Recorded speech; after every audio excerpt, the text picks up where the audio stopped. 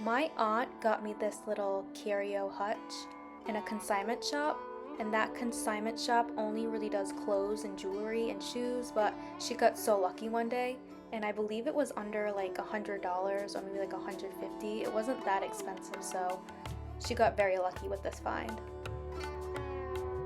I like having my crystals in the little glass because you can see when the crystals are out, they get filled with dust a lot easier. So last year when I went to the Situate Art Festival, I got this piece of fluorite, and I believe I got it at the booth called the Dragon's Bounty, and I believe this piece was $45, and even the lady at the booth said this was a really good price for this piece.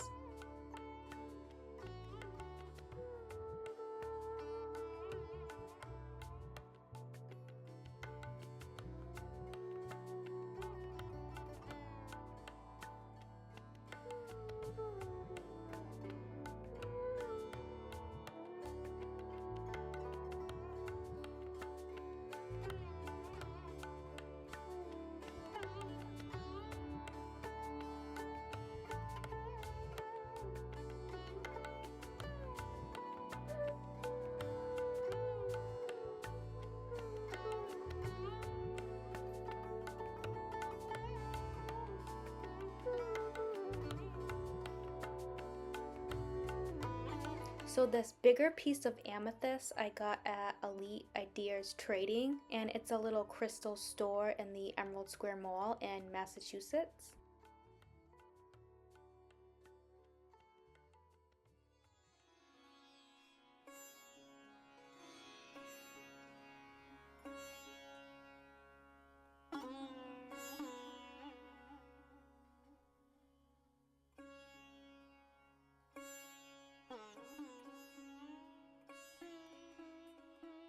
So I don't really know the best way to show the crystals. I don't know if I should just bring them all down.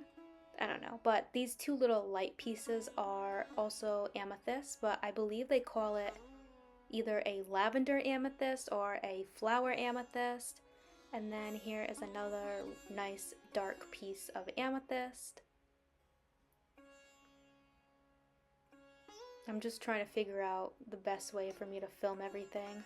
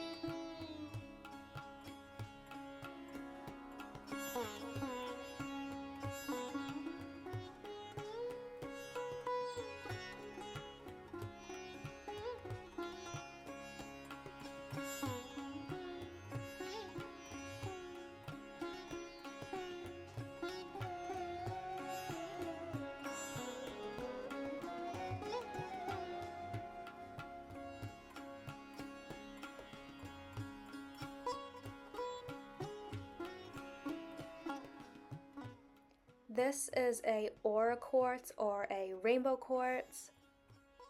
I believe they spray it with something to give it that shimmer because this is not natural. It does not grow like this. I believe it's just a white quartz. That's the natural part, but the shimmer isn't, that isn't real. But it is still very pretty. And I love that it's a heart. And then this little raw fluorite piece, when I was like in the 8th grade or 7th grade, on the last day of school, me and my friend Caitlin, we were going through the closet and we found like this little like rock kit, and my science teacher said we can have a couple of the crystals.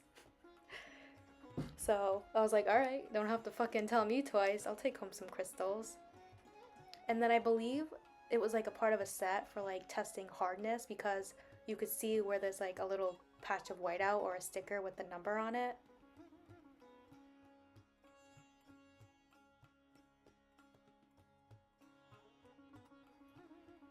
Here are some cut and polished fluorite. I really like the shape of these. They're more like a free form.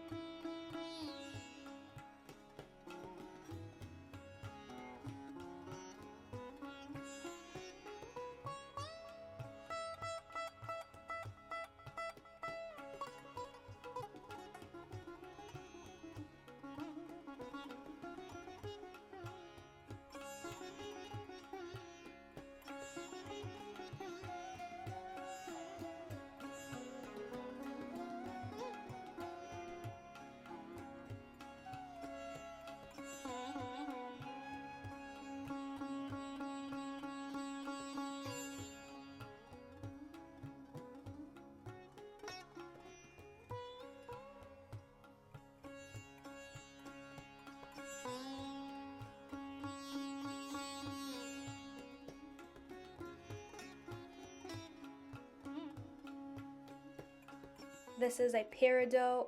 I got this at Dancing Moon Books and Gifts in North Carolina. I love getting a piece of crystal that also has the matrix or the rock that it formed on.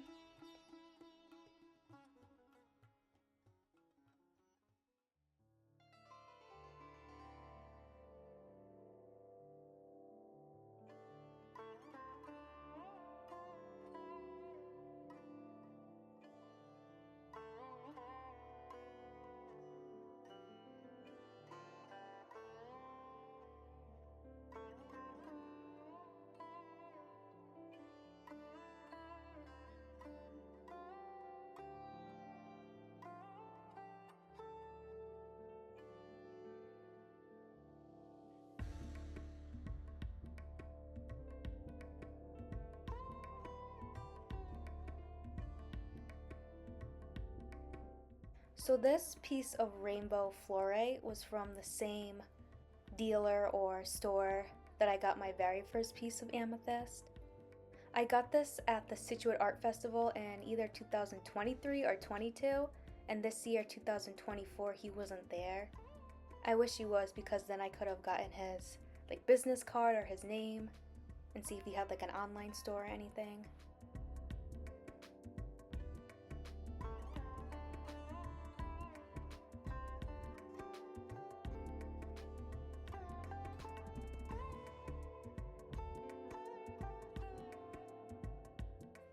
So over here I have some points, but I'm not that big of a fan of points because I feel like they can just kind of fall over really easily.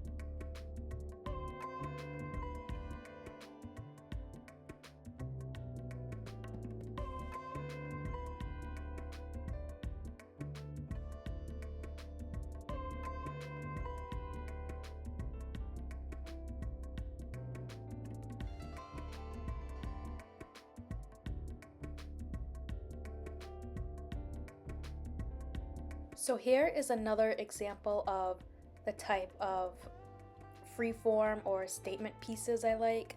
I like that they lay flat so you can really see all of the colors and detail in the rock. And then this is a smoky quartz from Wormtown. They're a crystal store in Emerald Square in Massachusetts.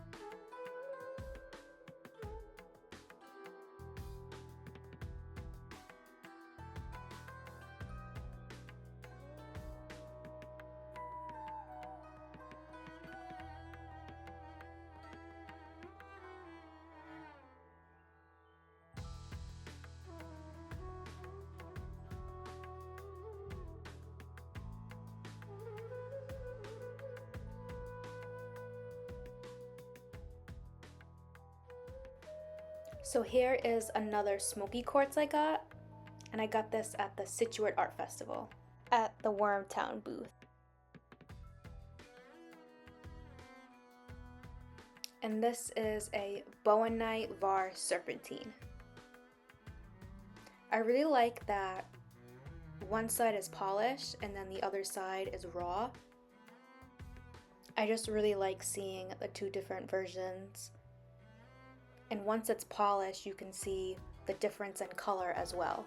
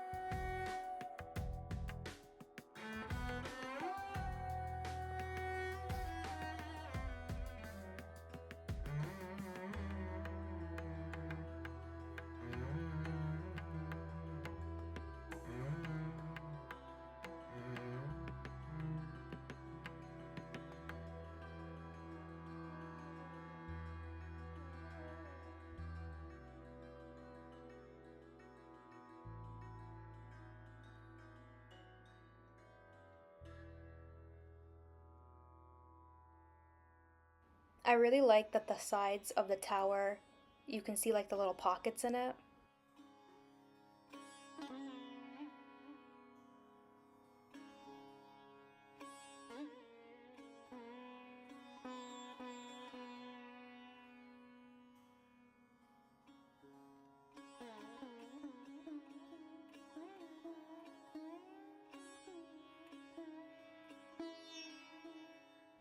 This is an opalized ammonite, and this is actually natural. I forgot how the process goes, but over time the fossil gets opalized.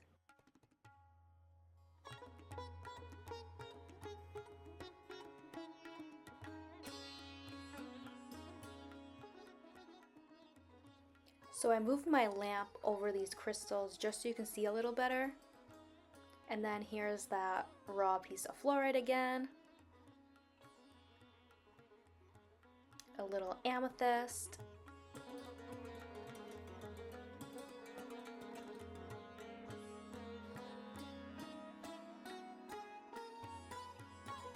And then this is a citrine. This type of citrine is a heat-treated amethyst, but there is such thing as citrine. It's more like a champagne yellow, and it looks more quartzy than like a cluster. This isn't natural. You wouldn't find this orange in a cluster, but it is still very pretty.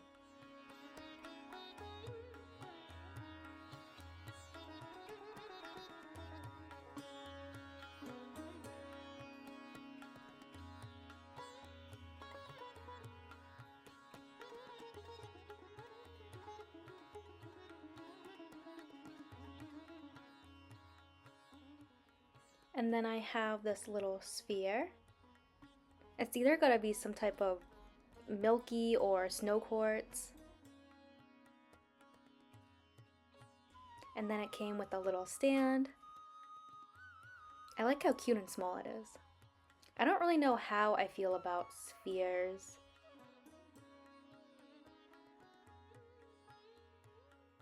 Because if you bump into it, it's gonna like roll everywhere.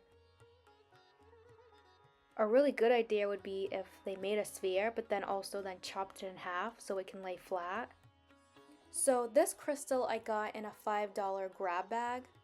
Those are always fun because you would get a crystal that you normally wouldn't pick out. I have no clue what crystal this is. It looks like there's some smoky quartz, like the bigger pieces, but I cannot find anything online that looks like this. The closest thing online that looks like this is wolfenite, but that's expensive, and I highly doubt it's that. I honestly can't remember if this piece of paper goes with this crystal. This was another random grab bag. It kind of looks purple, so I'm guessing some amethyst, and then the white stuff, I'm guessing quartz. And in case you were wondering what the little paper says, it says that it's an amethyst and where it was mined, but then the seller of the crystal was Ted C. Johnston, East Hampton, Connecticut.